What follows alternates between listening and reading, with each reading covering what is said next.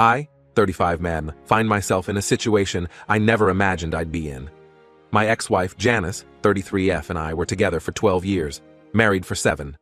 We have a daughter, Sophia, 4F. The past 6 months have been a whirlwind of emotions, and I'm struggling to figure out what's best for everyone involved. Janice and I met during our sophomore year of college. I was a quiet, studious computer science major, while Janice was a vivacious art student who seemed to know everyone on campus. We were an unlikely pair, but somehow we just clicked. Our first date was at a small coffee shop near campus. I was so nervous I spilled my latte all over the table. Instead of being embarrassed, Janice laughed and helped me clean up. That's when I knew she was special. We dated throughout college and for a couple of years after graduation. Janice got a job at a local art gallery, while I started working for a tech startup. We were young and in love, enjoying our lives together. We'd spend weekends exploring the city, trying new restaurants and hanging out with friends. Janice was always the life of the party, while I was content to watch her shine. After 5 years together, I proposed. It wasn't a grand gesture, just a quiet moment in our favorite park. Janice cried happy tears and said yes. We got married a year later in a small ceremony with close friends and family. The first few years of marriage were great. We both had good jobs, traveled when we could, and enjoyed building our life together. When we decided to try for a baby, we were both excited. Janice got pregnant quickly, and we were overjoyed. We spent months preparing the nursery, picking out names, and dreaming about our future as parents. But when Sophia was born, things started to change. Janice struggled with postpartum depression. At first, it was subtle. She seemed less interested in Sophia, often leaving me to handle the nighttime feedings and diaper changes. I didn't mind at first, thinking Janice just needed time to adjust. But as weeks turned into months, things didn't improve. I tried my best to support Janice. I took on most of the childcare duties while also working full-time. It was exhausting, but I loved Sophia so much that I didn't mind the extra work. I encouraged Janice to talk to her doctor, to seek help, but she was resistant. As Sophia grew, Janice seemed to resent her more and more. She would often say things like, "I never wanted kids," or "I'm not cut out to be a mother." It broke my heart to hear her talk that way, especially when Sophia was old enough to understand. I tried to shield Sophia from Janice's comments, always reassuring her that mommy loved her, even if she didn't always show it. Despite the challenges, I thought we were working through it. After much persuasion, Janice started therapy and seemed to be doing better. She started spending more time with Sophia, even suggesting family outings to the park or zoo. I was hopeful that things were finally turning around. Then, about 6 months ago, everything fell apart. I came home from work on a Friday evening, excited for the weekend with my family. But when I walked in, the house was quiet. Too quiet. I called out for Janice and Sophia, but there was no response. Sophia's favorite stuffed animal was missing from the couch where she usually left it. That's when I noticed the note on the kitchen counter. "I can't do this anymore. I need to find myself. I'm sorry." Those words turned my world upside down. I frantically searched the house, hoping it was some kind of sick joke. But Janice's clothes were gone, along with Sophia's favorite toys and clothes. I called Janice's phone, but it went straight to voicemail. I called her friends, her family, but no one knew where she had gone. I was devastated. How could Janice just take Sophia and disappear? How could she abandon us like this? I filed a missing persons report, but the police said there wasn't much they could do since Janice was Sophia's mother and there was no custody agreement in place. The next few days were a blur. I barely slept, constantly checking my phone for any message from Janice. I took time off work, not knowing how to explain the situation to my colleagues. My parents came to stay with me, helping me cope with the shock and grief. After a week of silence, I finally received a text from Janice. "We're safe. Sophia's okay. I need time. Please don't try to find us." I was relieved to know Sophia was safe, but angry and confused about why Janice had done this. I begged her to bring Sophia home, but she stopped responding to my messages. For the next 3 months, I lived in a state of constant anxiety and grief. I missed Sophia terribly. Every night, I would sit in her room, holding her favorite stuffed animal, wondering where she was and if she was okay. I couldn't bear to put away her toys or clothes, hoping that any day she would come back home. I threw myself into work, taking on extra projects to keep my mind occupied. My friends tried to get me to go out, to take my mind off things, but I couldn't. How could I enjoy myself when my daughter was out there somewhere? probably wondering why her daddy wasn't with her. Then, out of the blue, Janice showed up at our door. She looked different. Her hair was cut short and she had lost weight. Sophia was with her, clutching her stuffed animal and looking confused. Janice said she had been traveling, finding herself, and now she wanted to come back home. She said she missed me and was ready to be a family again. I was in shock. Part of me wanted to grab Sophia and slam the door in Janice's face. Another part wanted to break down crying in relief. Instead, I calmly took Sophia from Janice's arms, hugging my daughter tightly and fighting back tears. I let Janice in to talk, but I couldn't stop the anger and hurt from boiling up inside me. Janice explained that she had been struggling with her identity and felt trapped in her role as a wife and mother. She said the time away had helped her realize what was truly important.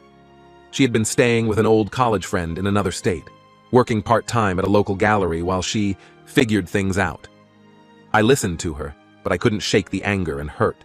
I told her she couldn't just waltz back into our lives like nothing had happened. She had abandoned our daughter, left me to worry and grieve for months, and now expected everything to be okay. Janice begged for another chance. She said she would do anything to make it right. She wanted to see Sophia regularly, to be part of her life again. But I refused. I told her she had lost that right when she walked out on us. I couldn't trust her not to hurt Sophia again. Since then, Janice has been calling and texting nonstop. Her family has also reached out, saying I'm being too harsh and that Sophia needs her mother. But I can't forget how Janice left us. I can't forget the nights I spent wondering if my daughter was safe, the pain of not knowing if I'd ever see her again. Sophia asks about her mom sometimes, and it breaks my heart. I don't know how to explain to a 4-year-old why her mother left, why she can't see her now. I'm doing my best to give Sophia a stable, loving home, but I worry about the long-term effects of Janice's actions on our daughter. Am I the asshole for refusing to let Janice see Sophia? Am I denying my daughter a relationship with her mother? I'm torn between protecting Sophia and wondering if I'm letting my own hurt cloud my judgment. I love my daughter more than anything in this world, and I only want what's best for her. But right now, I'm not sure what that is. Update 1. Thank you all for your responses. I've read through every comment, and it's given me a lot to think about. I wanted to provide an update on the situation. After my post, I decided to meet with Janice in a neutral location to have a more in-depth conversation about everything. We met at the same coffee shop, where we had our first date all those years ago. It felt strange to be sitting across from her, in a place that held so many happy memories, knowing how much had changed between us. I asked my sister to watch Sophia, not wanting to expose her to any potential conflict. During our talk, Janice opened up more about what led to her leaving. She said she had been feeling trapped and unfulfilled for a long time, even before Sophia was born. She admitted that she had never really wanted children, but went along with it because she thought it would make me happy. The postpartum depression hit her hard, and she felt like she was drowning in a life she never really wanted. Janice told me about her time away. She had been staying with Lily, an old college friend who now lived in Oregon. Lily had always been the free-spirited one in their friend group, the one who traveled the world and never settled down. Janice said being around Lily made her realize how much she missed her old self, the artist who dreamed of traveling and creating, not changing diapers and planning playdates. She worked odd jobs to support herself and Sophia, waiting tables, selling some of her artwork at local craft fairs. She said she spent a lot of time painting, something she hadn't done much since Sophia was born. She showed me pictures on her phone of some of the pieces she created, and I had to admit, they were beautiful. There was a rawness and emotion in them that I hadn't seen in her work before. Janice said that during this time she did a lot of soul-searching. She realized that while she wasn't cut out for full-time motherhood, she did love Sophia and wanted to be part of her life. She talked about how guilty she felt for taking Sophia away from me, how she would watch our daughter sleep at night and cry, knowing she was keeping her from her father. I listened to everything Janice had to say, but I still couldn't shake my anger and distrust. I told her about the sleepless nights, the tears, the struggle to explain to our 4-year-old why Mommy was gone. I described how Sophia would wake up crying, asking for her mom, and how helpless I felt. I told her about the day Sophia started preschool, how I sat in the car afterward and cried because Janice wasn't there to share that milestone. I told her about Sophia's first dance recital, how she looked out into the audience afterward, clearly searching for her mom. I spoke about the birthdays, the holidays, all the moments that Janice had missed. Janice broke down crying, saying she knew she had messed up badly and that she would spend the rest of her life trying to make it right if I gave her the chance. She asked if she could see Sophia, even if it was just for a short, supervised visit. I was conflicted. Part of me wanted to protect Sophia from any more hurt, but another part wondered if I was being too harsh. I thought about how Sophia's face still lit up when she saw pictures of Janice, how she still asked about her mom sometimes. I told Janice I needed time to think about it, and that I would consult with a child psychologist before making any decisions. After our meeting, I reached out to a child psychologist recommended by Sophia's pediatrician. Dr. Anderson, the psychologist, spent a long time talking with me about the situation. She advised that while it's important for children to have relationships with both parents, reintroducing Janice into Sophia's life needed to be done carefully and gradually. Dr. Anderson suggested starting with short video calls, closely monitored to gauge Sophia's reactions. If those went well, we could progress to brief in-person visits, always supervised. She emphasized the importance of consistency, saying that if we decided to do this, Janice would need to commit to regular contact, not just when it was convenient for her. Following this advice, I've decided to allow Janice to have short, supervised visits with Sophia. We'll start with video calls twice a week, then progress to in-person visits if things go well. I've made it clear to Janice that this is a trial period and that Sophia's well-being comes first. I laid out strict ground rules for Janice. She's not to make promises to Sophia about the future. She's not to speak negatively about me or our current living situation. And most importantly, she's to be consistent. If she agrees to a call or visit, she needs to follow through, no matter what. Janice agreed to these terms and has also agreed to attend therapy to work through her issues. She understands that rebuilding trust will take time and that she needs to prove herself. She's given me the contact information for her therapist, so I can verify that she's actually attending sessions. I'm still struggling with my own feelings about the situation. While I want Sophia to have a relationship with her mother, I'm finding it hard to forgive Janice for what she did. Every time I look at Sophia, I remember the pain we went through when Janice left. I've decided to start seeing a therapist myself to work through these emotions. We had our first video call yesterday. I sat with Sophia, explaining that we were going to talk to Mommy on the computer. Sophia was excited, but also confused. When Janice's face appeared on the screen, Sophia's reaction was a mix of joy and uncertainty. She talked to Janice about her day at preschool and showed her a drawing she had made, but she also kept looking at me as if for reassurance that this was okay. After the call, Sophia asked if Mommy was coming home. It broke my heart to tell her no, that Mommy has her own home now. I'm still not sure how to explain the situation to her in a way she can understand. This isn't an easy road, and I'm still not sure if I'm making the right decisions. But I'm trying to put Sophia's needs first, while also protecting her from potential hurt. I'll continue to take things one day at a time and adjust as needed. Thank you all for your support and advice. It's been incredibly helpful during this difficult time. Update 2. It's been a few months since my last update, and a lot has happened. I wanted to share how things have been going with the situation. The supervised visits between Janice and Sophia started as planned. We began with video calls twice a week, each lasting about 15 minutes. At first, Sophia was confused and a bit hesitant. She would ask me why Mommy was in the computer and not here with us. It was hard to explain, but I did my best to keep things simple and age-appropriate. After a few weeks of successful video calls, we moved to in-person visits. These were held at a neutral location, a local park, with me present the entire time. The first visit was awkward. Sophia clung to me and barely spoke to Janice.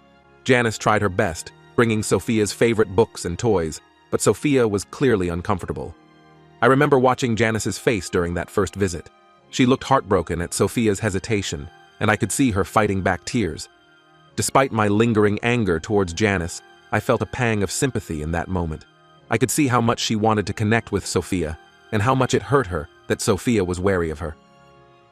As the visits continued, Sophia slowly began to warm up to Janice. She started looking forward to their time together, asking when she would see Mommy next. This was both a relief and a source of anxiety for me. I was glad Sophia was happy, but I couldn't shake the fear that Janice might disappear again. Janice has been consistent so far. She hasn't missed a single visit and always arrives on time. She's been respectful of the boundaries we've set and hasn't pushed for more than what we've agreed upon. She's also been attending therapy regularly, which was one of my conditions for these visits. However, about a month ago, an incident occurred that shook my trust again. Janice asked if she could take Sophia to get ice cream during one of their visits. I agreed, as long as I came along. While at the ice cream shop, Janice's phone rang. She stepped outside to take the call, leaving Sophia with me. She was gone for nearly 20 minutes. When she came back, I confronted her about it. Janice explained that it was her therapist calling about an emergency scheduling change, but I was upset that she had prioritized a phone call over her limited time with Sophia. It brought back all my fears and doubts about her commitment. We had a heated discussion after the visit. Janice apologized profusely, recognizing that she had made a mistake. She promised it wouldn't happen again and offered to show me her phone log to prove it was her therapist. I declined, telling her that trust is earned through actions, not explanations. This incident has made me reconsider the visitation arrangement. While I don't want to stop the visits entirely, I'm thinking about scaling back to shorter, more frequent visits, where Janice's attention is solely on Sophia. I've also decided to be more present during these visits, rather than giving them space. Sophia, meanwhile, continues to ask about when Mommy is coming to live with us again. It breaks my heart because I don't know how to explain that it's not going to happen. Janice and I have agreed to present a united front to Sophia, emphasizing that while we both love her, we won't be living together. Last week, Sophia had a meltdown after one of Janice's visits. She cried for hours, asking why Mommy couldn't stay, why she had to leave again. It took everything in me not to call Janice and tell her the visits were over. But I know that wouldn't be fair to Sophia in the long run. I'm still struggling with my own emotions. Seeing Janice and Sophia together brings up a mix of feelings. Happiness for Sophia, anger at Janice for leaving, fear of it happening again, and a lingering sadness for the family we once were. I've been continuing with my own therapy, which has been helpful in processing these complex emotions. My therapist has suggested that I try to find closure with Janice about our relationship. She thinks that my unresolved feelings might be affecting how I handle the current situation. I'm not sure I'm ready for that conversation yet, but I know it's something I'll need to address eventually. In the midst of all this, I'm trying to maintain some semblance of normalcy for Sophia. We've settled into a routine of preschool, playdates, and weekend activities.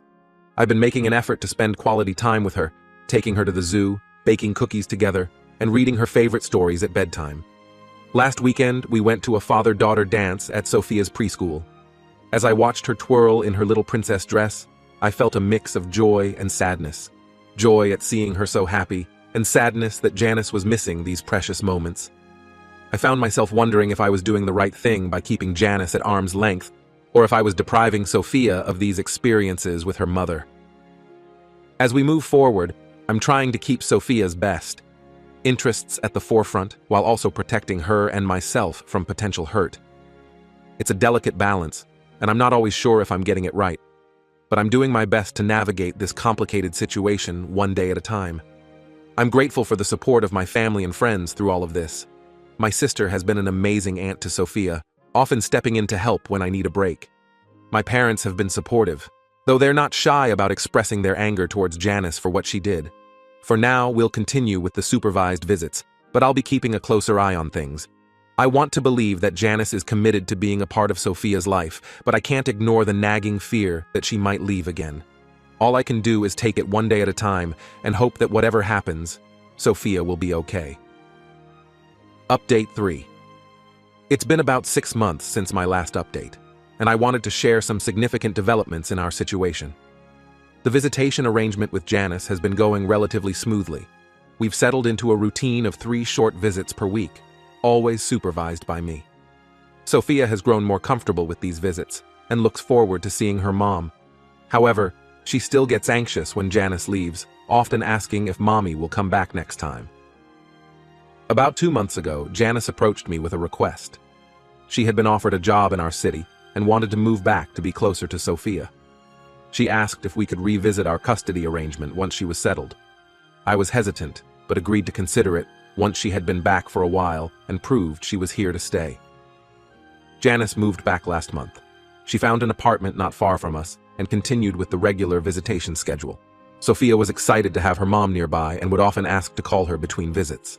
At first, things seemed to be going well. Janice was punctual for visits, engaged with Sophia, and seemed to be making an effort to rebuild their relationship. However, last week, something happened that has made me question everything again. Janice was supposed to have a visit with Sophia on Saturday afternoon. She called that morning to ask if she could take Sophia to the zoo. I was unsure, but decided to give her a chance, agreeing on the condition that I would pick Sophia up from the zoo at a specific time. When I arrived at the agreed-upon time, Janice and Sophia weren't at the meeting spot. I called Janice repeatedly, but she didn't answer. I was frantic, imagining the worst. After an hour of searching and calling, I was about to contact the police when Janice finally called back. She apologized profusely, saying they had lost track of time and her phone had died. They showed up 30 minutes later, with Sophia excited about her day at the zoo, oblivious to my panic. I was furious. All the old fears and doubts came rushing back. I told Janice that she had violated my trust and that I wasn't comfortable with her having unsupervised time with Sophia anymore. Janice became defensive, accusing me of being overprotective and not allowing her to rebuild her relationship with Sophia. We had a heated argument in the zoo parking lot, with Sophia watching from the car. I regret that she had to witness that, but I couldn't contain my anger and fear in that moment. Janice left in tears, and I took Sophia home, trying my best to explain the situation to her in a way she could understand. Since then, Janice has been calling and texting constantly, alternating between apologizing and accusing me of keeping her from her daughter. Her family has also gotten involved, saying I'm being unreasonable and that Janice deserves another chance. Janice's mother, in particular, has been very vocal about the situation. She called me yesterday, pleading Janice's case. She reminded me of all the good times we had as a family, how Janice was as a mother before her depression hit. She suggested that maybe Janice's disappearance was a one-time mental health crisis, and that we should be more understanding. While I appreciate her concern for her daughter and granddaughter, I find it hard to simply forget what happened. Sophia has been asking about her mom more frequently since the zoo incident. She doesn't understand why she can't see her mom as often now. I've tried to explain in simple terms that mommy broke a promise and needs to show she can keep promises before she can spend more time with Sophia. But it's hard to know if I'm handling this the right way. I'm at a loss. On one hand, I want Sophia to have a relationship with her mother. I remember how close they were before Janice's depression, how Janice would spend hours playing make-believe with Sophia or teaching her to paint. Those memories make me wonder if I'm depriving Sophia of a potentially wonderful relationship with her mom. On the other hand, I can't shake the fear that Janice might disappear again, or that her irresponsibility might put Sophia in danger. The incident at the zoo brought back all the pain and uncertainty from when Janice first left us. I keep thinking about how I felt during those months when Janice was gone, the sleepless nights, the constant worry. I don't want Sophia to ever have to go through that. I'm considering going back to court to formalize our custody arrangement. I think I want to push for continued, supervised visitation only, at least for now. But I'm worried about how this will affect Sophia in the long run. Will she resent me for keeping her from her mother? Or will she thank me for protecting her? I feel like I'm back at square one, torn between protecting my daughter and wondering if I'm letting my own hurt and fear dictate my decisions. I'm trying to remind myself that Sophia's well-being comes first, but it's hard to know what that looks like in this situation. For now, I've told Janice that we need to take a break from visits while I figure things out. Sophia has been asking about her mom, and it breaks my heart to see her confused and upset. I'm doing my best to support her through this, but I feel like I'm failing her no matter what I do.